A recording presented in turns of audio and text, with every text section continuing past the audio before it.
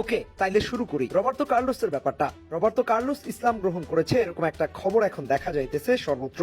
কেউ কেউ বলতেছেন আলহামদুলিল্লাহ, ভাইটি সত্যের পথে ফিরে এসেছে, আলহামদুলিল্লাহ, মাশাআল্লাহ। আবার কেউ কেউ বলছেন ফেক নিউজ, কোনো সত্যতা নাই, গুজব। আসেন তাইলে এইবার একটু দেখি অনলাইনে আসলে এই ব্যাপারে কি তথ্য পাওয়া যায়। আসলেই কি রবার্তো কার্লোস ইসলাম গ্রহণ করেছে, নাকি ব্যাপারটা নিছকই একটা গুজব? এই কথাটা এসেছে তুরস্কের ক্ষমতাসীন একে পার্টির উপদেষ্টা আলী শাহিনের মাধ্যমে, যিনি আবার ব্রাজিলে মুসলিমদের অন্যতম বিশিষ্ট প্রতিনিধি শায়খ হামাদার বরাতে এ তথ্য জানান।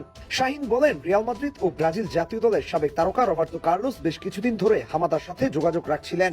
4 সপ্তাহ আগে ব্রাজিলের সাও পাওলো শহরে তার সঙ্গে দেখা করার সময় কার্লোস ইসলাম গ্রহণের ঘোষণা দেন এবং কালিমা শাহাদাত পাঠ করেন। পরে ব্রাজিলের মুসলিম সংগঠনগুলোর প্রতিনিধিদের সাথে এক বৈঠকে কার্লোসের ইসলাম গ্রহণের বিষয়টি প্রকাশ্যে আসে। এ সময় তুরস্কের উপদেষ্টা শাহিন তার জন্য দোয়া করেন এবং বলেন, আল্লাহ যেন তার নতুন জীবনকে শান্তি, সুস্থতা ও বরকতে পূর্ণ করেন।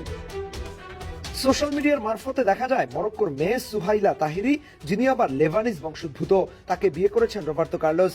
আর এই ঘটনাটি নিয়ে একটি সংবাদ প্রকাশ করেছেন goal.com নামের এক বিখ্যাত স্পোর্টস ভিত্তিক মিডিয়া। তারা এই ঘটনায় আরেকটি টুইস্ট এনে দিয়েছে। এই স্ক্রিনশটে আপনারা সেই নিউজের হেডলাইন দেখতে পাচ্ছেন, যেখানে তারা বলেছে একজন মরক্কান নারীকে বিয়ে করেছেন রবার্তো কার্লোস। তারা সাথে আরো যোগ করেছে ইসলাম গ্রহণ করেছেন রবার্তো কার্লোস। এটা সত্যতা কতটুকু?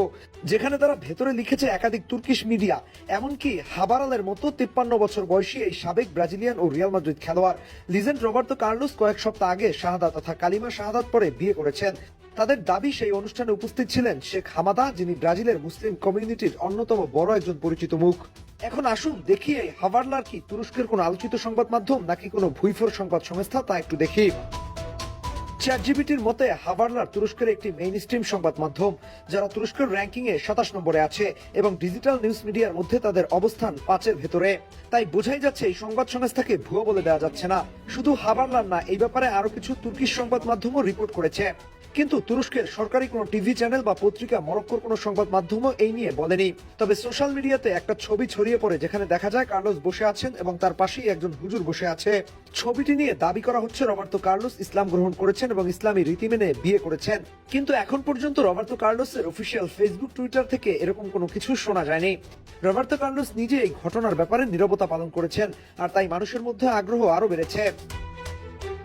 রবার্তো কার্লোস এর আগে 2009 সালে মারিয়ানা লুকনকে বিয়ে করেছিলেন। তাদের ঘরে একাধিক সন্তান রয়েছে, যদিও তাদের মধ্যে ডিভোর্স হয়ে গেছে অনেক আগে।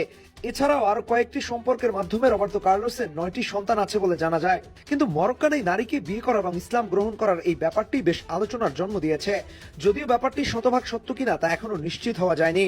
দর্শক কি মনে করেন, রবার্তো কার্লোস যদি ইসলাম গ্রহণ করেন তাহলে কি আপনি খুশি হবেন?